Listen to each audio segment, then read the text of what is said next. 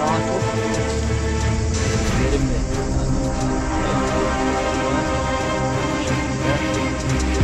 Rahat bir şekilde yapabilirim. Başlıyorum. Ya Allah ya Bismillah diyorum.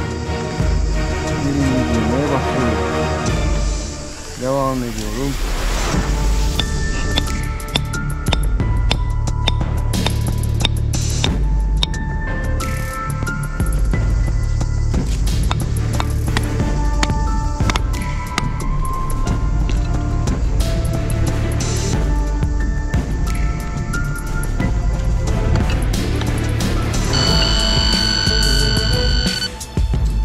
Görünmüyor hala. Bir bakalım şöyle.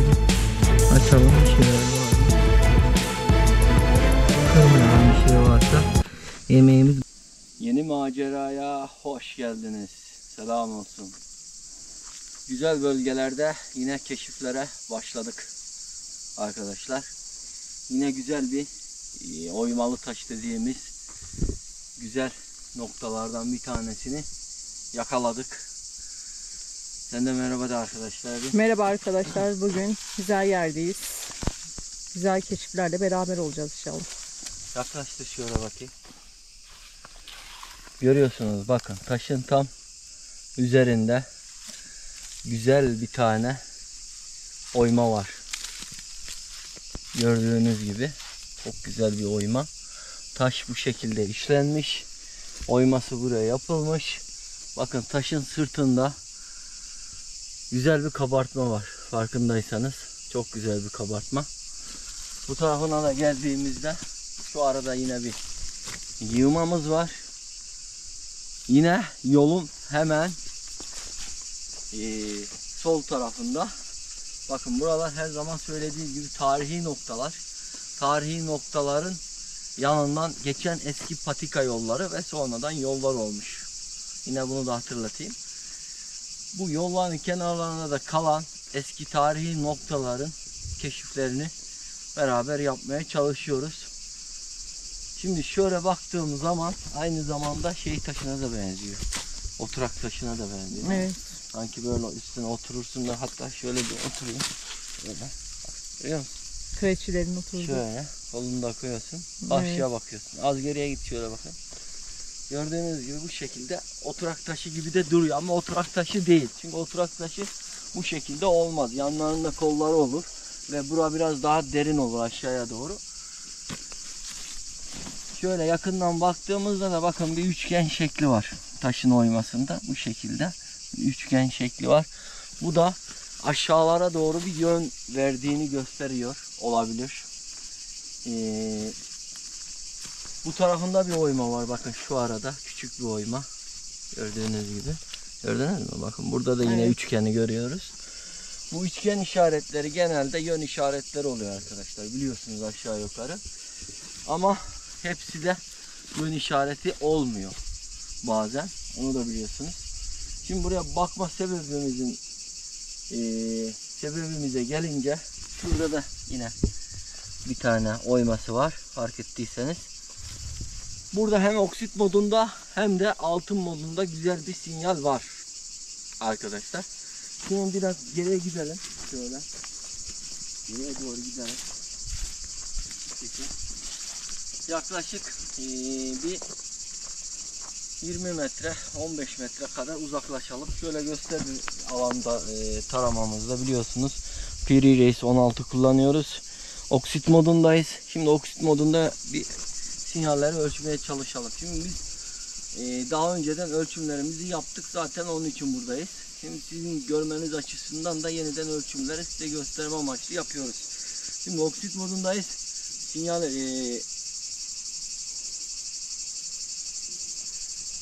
antenimizi açıyoruz. Biraz açmaya da bilirsiniz. Zaten anten kapalı şekilde bile 600 metre bir çekim alanı sunuyor bize bu cihaz. O yüzden anteni açmayabilirsiniz veya açabilirsiniz. Size kalmış bir şey. Ben şu şekilde oksit modunda yine kaldırıyorum bu şekilde alan taramamı. Bakın önce her zaman söylediğim gibi büyük kütlelere gider.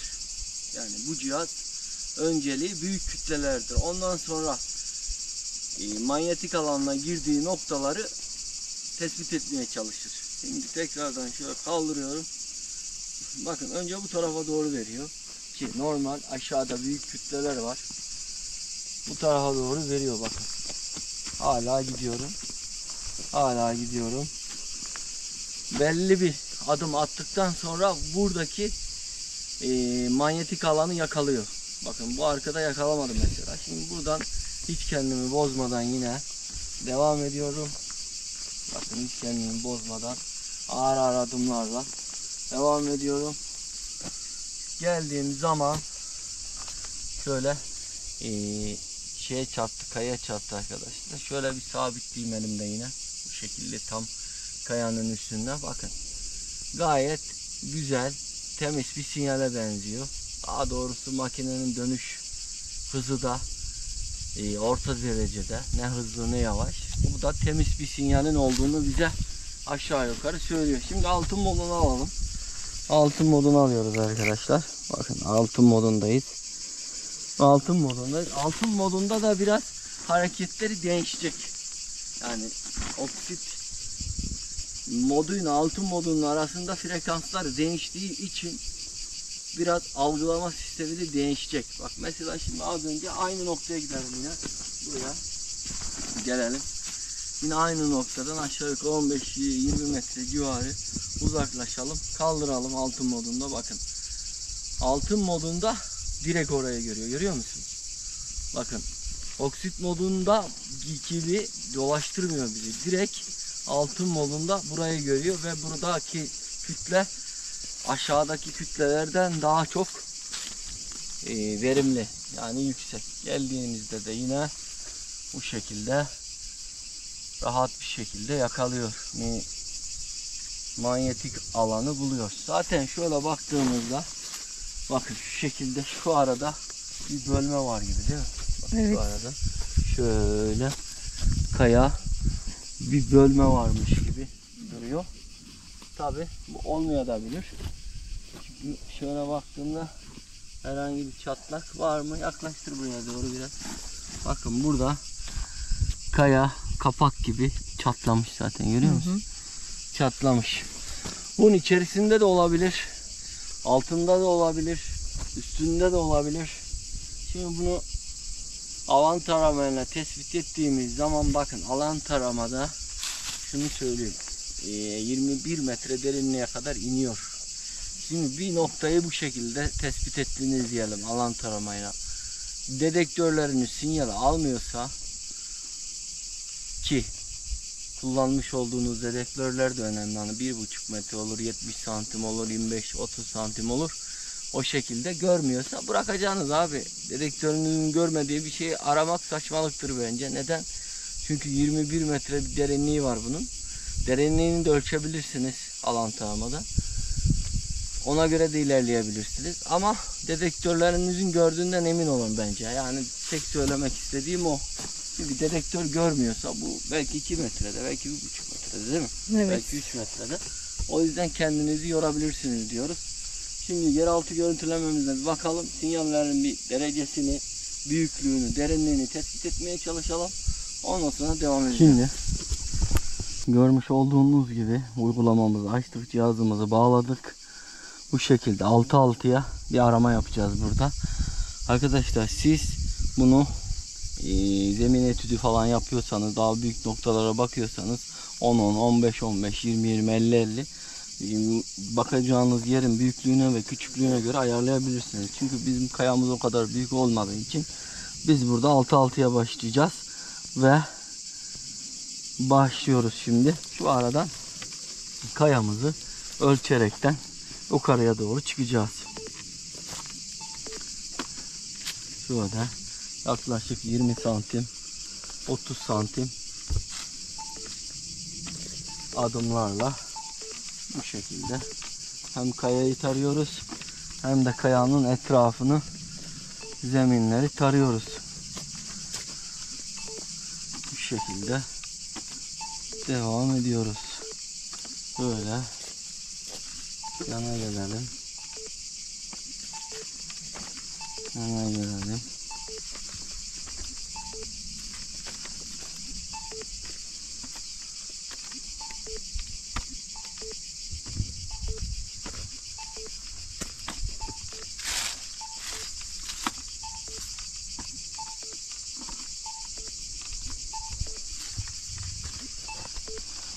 Evet, şimdi analizimizi aldık. Bir kayıt edelim hemen.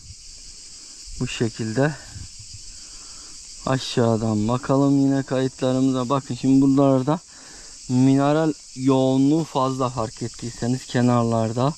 Bu kenarlarda bakın şurada bir sinyal var. Bir de şu altta boşluk var. Şöyle baktığım zamansa yine sinyal o kadar derinde değil ama negatif olarak görünüyor. Bakın şuradaki dağınık nokta mineralin olduğu yer. Şu dağınık nokta mineralin olduğu yer. Şu ara, tam şu ara sinyalin olduğu nokta. Gördüğünüz gibi. Yani sinyal de fazla derinde değil gibi. Bir de şeyle bakalım hemen. Canlı aramayla bakalım. Çünkü sinyal fazla derinde değil gibi görünüyor. Canlı arama diyelim. Bu şekilde. Şöyle. Bakın burada boşluk. Az önceki boşluk. Bak görüyor musun? Evet. Buradaki de sinyal. Bakın boşluğa geliyorum. Burası boşluk. Yanındaki sinyalin olduğu noktada burası. Bak taşın altına doğru bir sinyal var. Büyük ihtimal. Taşın içini ölçelim bir de şöyle. Şu şekilde. Oymanın olduğu yere bakıyorum. Bakın herhangi bir şey yok. Görüyor musun?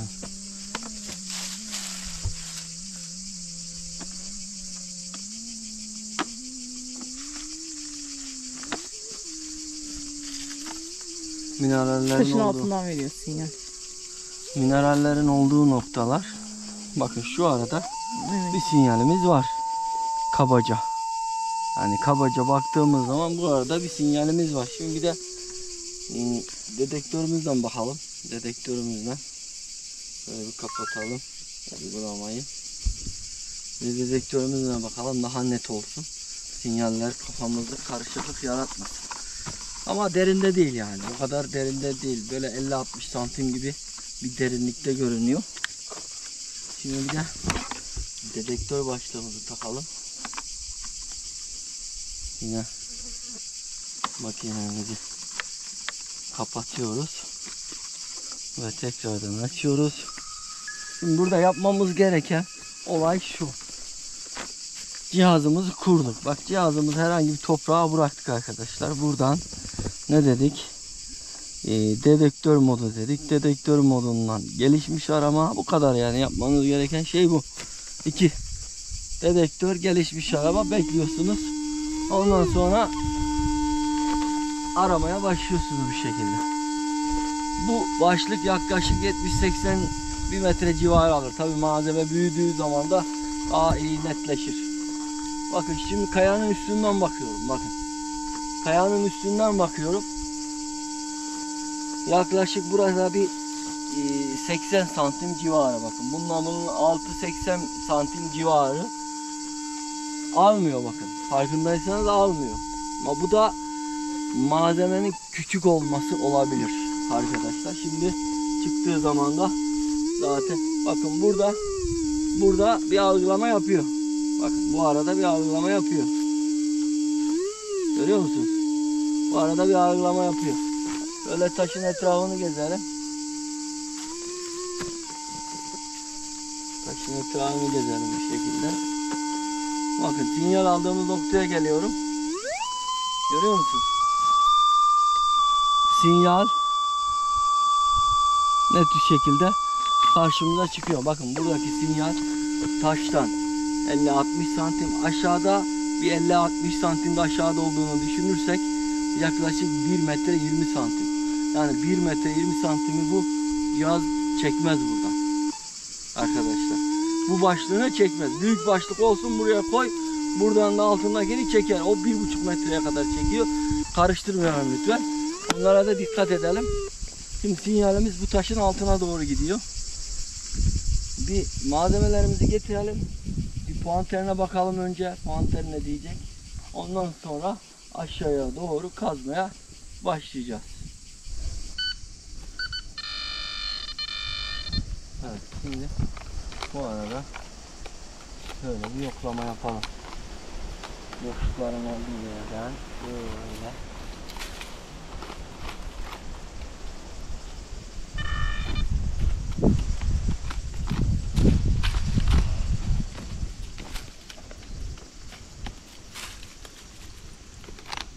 arkadaşlar burada büyük ihtimal bir müjde var.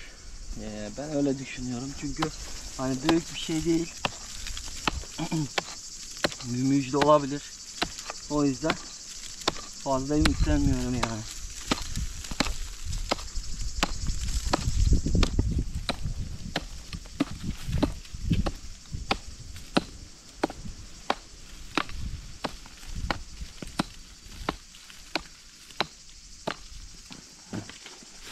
Böyle taşın altına doğru kazalım.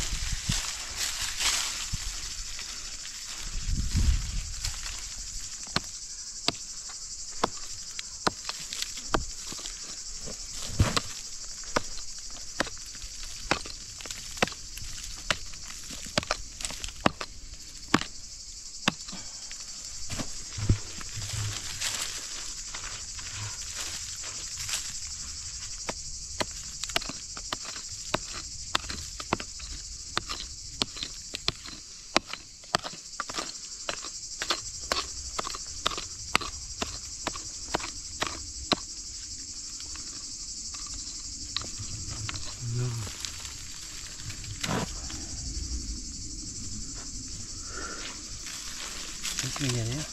Yok.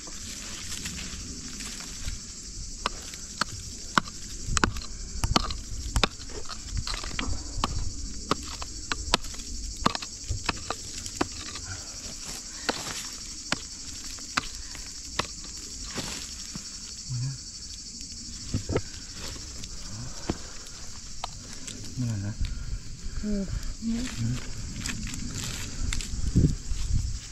Tüp kırır mı acaba?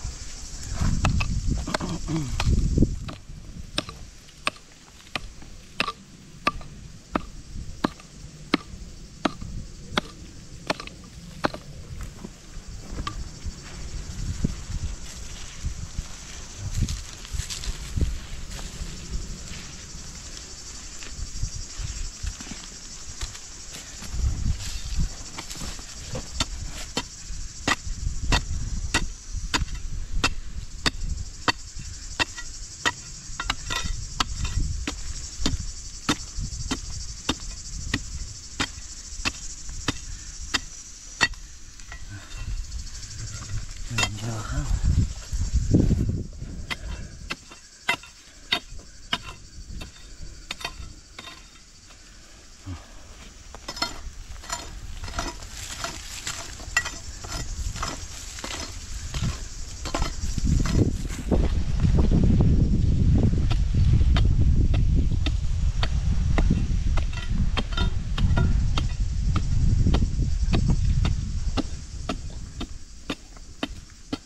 Bayağı da sert ha.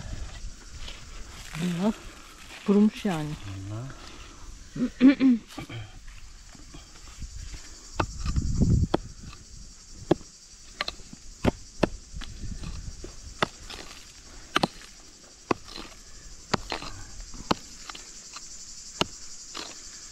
İyi bir şey var çıktı.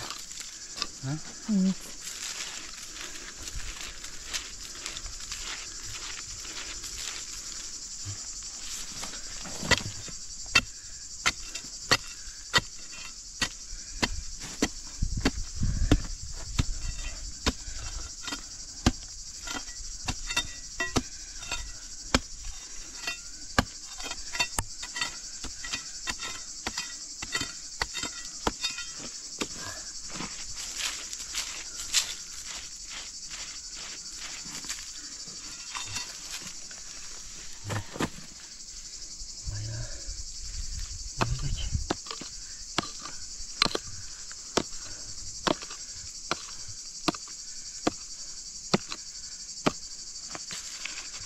Küçük bir şey olduğu için böyle küçük gidiyorum arkadaşlar. O kadar da derin değil. Dedektörde de gördüğümüz gibi. O yüzden böyle yüzeyden gidiyorum.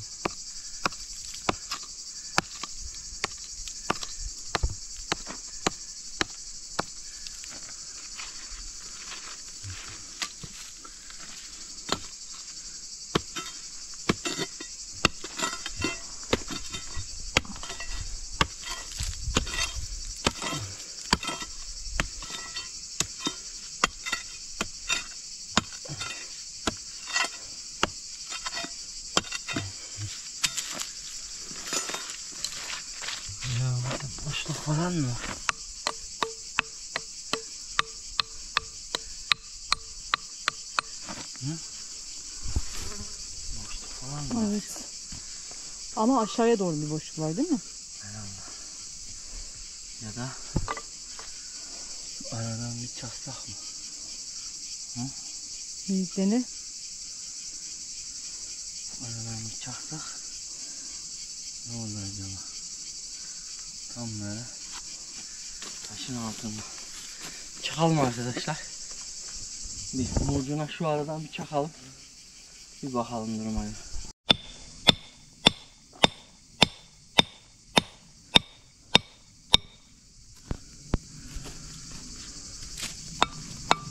Altına doğru gidelim.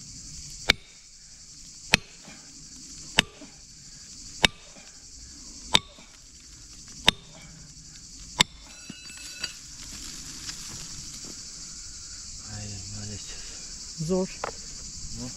İnmez o. Olmaz. İşaret öyle gözüküyor ama. Buraya doğru gidelim. En iyisi bu.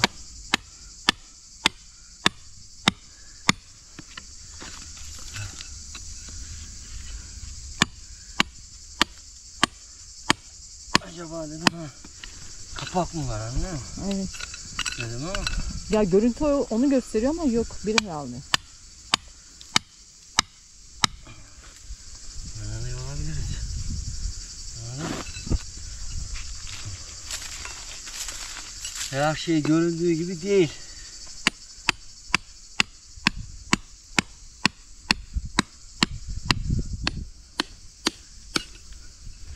Zaten buradan da farklı kayalar çıkıyor.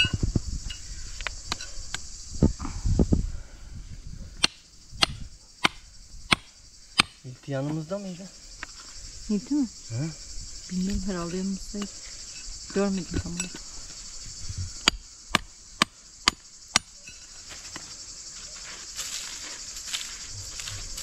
Kaya burası ya. Hı. Kaya ama şey olmuş.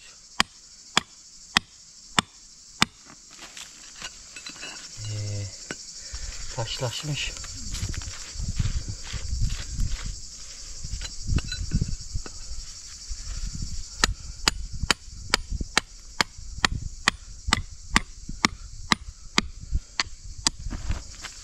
Anladın mı?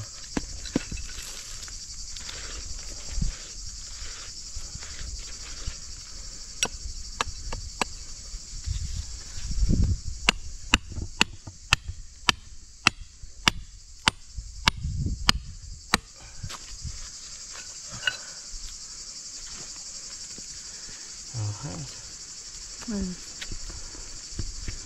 Bildiğin taş olmuş, taş. Toprak taş haline gelmiş.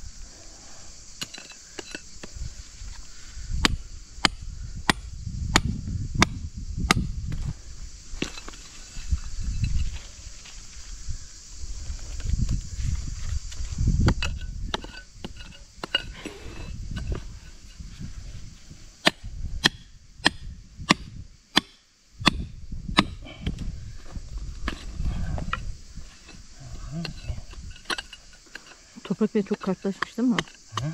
Çok şey olmuş yani, sıkılaşmış. Taş olmuş, taş.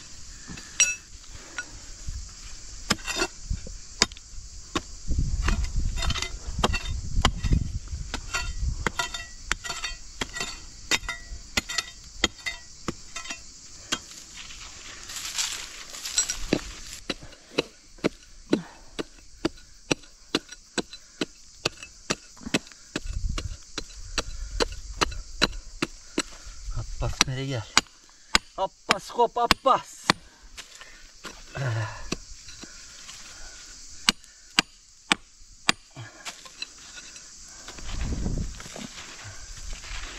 Abbas hop beri hop Abbas.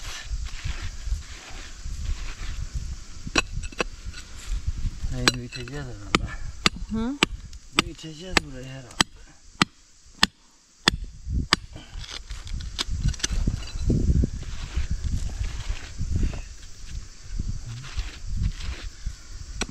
Ne diyorsun? Yani biraz şöyle alanı genişlet bakalım. Belki büyük bir şey çıkar. Tabii can. Bir koca. Bir koca. Küp çıkacak burada. Olabilir. Nasıl ya? Öyle bir şey çıksa var ya. Ah lan ah. Ahlarla kalıyoruz. Bu helikopteri çekmem mi? Sen helikopter O çekersin. köy ev yaptırmam mı? Ben uçak çekerim. Köy ev yaptıracağım. Ne diyor? Ben o köy evi yaptıracağım diyor. Köy o evi yaptıracağım ben. Hı? Valla böyle güzel bir köyde yani güzel bir alan alırım. Şöyle diyor, milyar trilyonların para kadar var. Diyor ki, trilyonları var diyor, tamam mı? Artık diyor paranın hesabını hesaplayamıyorsun diyor, tamam mı? O da diyor ki ne yaparsın diyor. Köy ev yaptırırım diyor. Yani şehirde yaşayıp da ne yapacağım ya? Şehrin boku çıkmış artık. O köye evi yaptıracağım. Hı? Giderim vallahi sakin bir yerde yaşarım. O köye evi yaptıracağım. Ben köy hayatını daha çok seviyorum. Şehir hayatını sevmiyorum. İşte koşturuyoruz işte. Büyük bir şey bulursak köye yerleşeceğim. Gel hele gel. Gel buraya gel. Hele gel. Hele dedektör deliriyor. Yaklaşmışız ha. Orada. Bak bu tarafa. Orada. Hı hı. Bak bir değerli bir değersiz veriyor, görüyor musun? Evet. Öyle. Kazımaya Bir devam. gidelim bakalım. Şu araya bir darbeleyeyim. Arayı darbeleyeyim.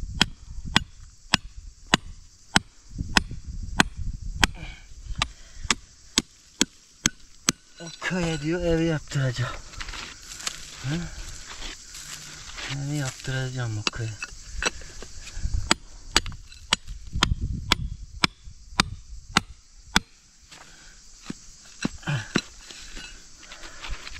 Hasan abi helikopter aldı gitti. Biz de köye ev yaptırır gideriz artık. Sana kalır buralar. Ben de artık bulunca bir şeyler giderim buralardan. Artık sana bırakıyorum buraları. Köye ev yaptırdım mı tamam. Valla ben karar verdim. Köye yerleşeceğim. Bizim fırçamız vardı, bir getirsene. Artık köye de evi yaptırdık mı? Tamam.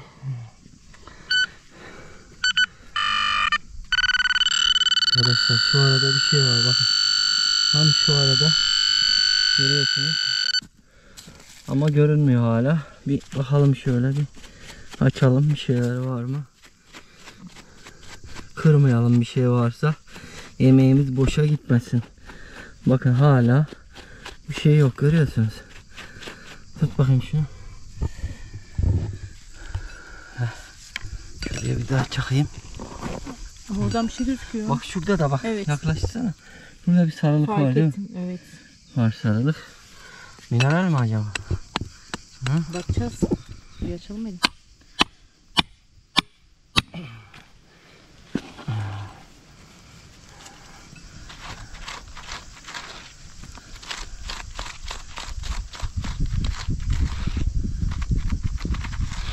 Evet. O zaman şuraya çıkıyoruz. Tam tepesine.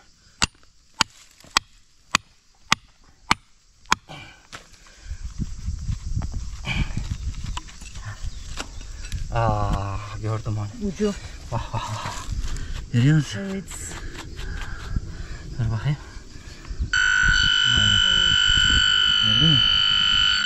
Bakın arkadaşlar tam Ucu gözüküyor. elimin ucunda. Nasıl saplanmış lan kayaya. Görüyor musun? Resmen oh gibi saplanmış. Oh oh. Oh var ya oh.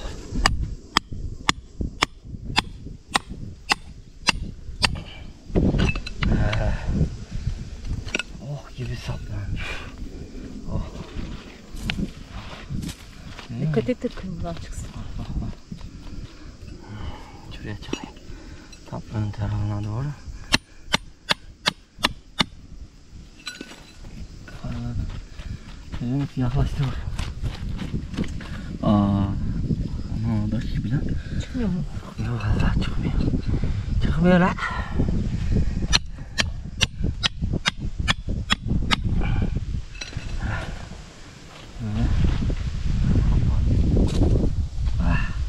Nereden mi çıkıyor? Of. Aman Allah. Sarı. Şu güzelliğe bakar mısın? Sarı. Sarı. Dur bakayım başka bir şey var mı? Var mı?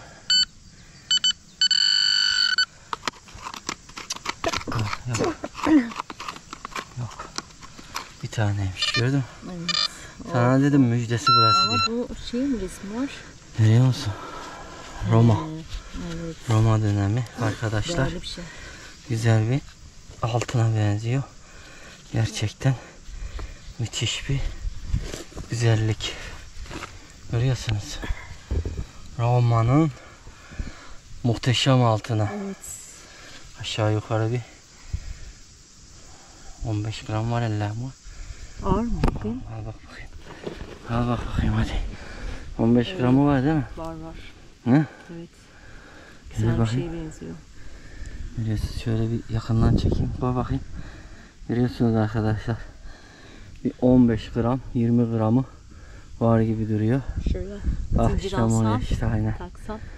Aynen Hani tam altın oraya takıp da. da gösteriş yapan kadınlar var ya. Ben de bunu Müjde bu ya müjde. Bak müjde genelde tek olur. Görüyor musun? Tam oymanın altı bak. Evet. Görüyor musun? Şimdi bunun yani bunu aşağı yukarı bu şöyle duruyordu değil mi çıkardığında? Hı hı, evet, evet. Şöyleydi. Yani sinyalin dedektörün aslında bunu buradan sinyal alır rahat bir şekilde ama dik durması sebebiyle sinyali alamıyor buradan. Bak onu da değerlendirmek gerekiyor. Aynen. Böyle yatık olsaydı sinyali daha rahat alır. Dik durduğu için bu taraftan bakıyorduk ya. Evet. Sinyali daha rahat ve güzel alıyorduk arkadaşlar. Yani. Onu da belirtmiş olayım. Çok güzel bir müjde çıkardık.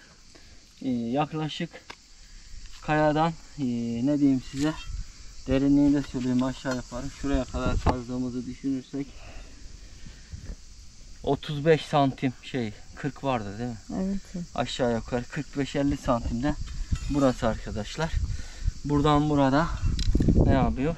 Şöyle baktığımızda yaklaşık 1.20 de buraya yapıyor. 1.20 50 de orada olsa 1.70 yani 1.50 1.40 1.50 civarı falan yapıyor kayanın üstünde. Bunu çekmez, gayet normal yani. Hele bir de dik halindeyken. Yatık Yani. halinde olsa belki biraz görme imkanı vardı ama buradan görüyordu bak. Şu aradan görüyordu. Şu aradan görüyordu. Buradan görmüyordu. Evet. Ne diyoruz o zaman arkadaşlar? Şöyle bir yakın çekim al. Kralı. Sizleri seviyoruz. Görülmeyenleri görmeye, bulunmayanları bulmaya devam ediyoruz. Yeni videolarda, yeni maceralarda buluşmak dileğiyle diyoruz. Hoşça kalın, selametle kalın.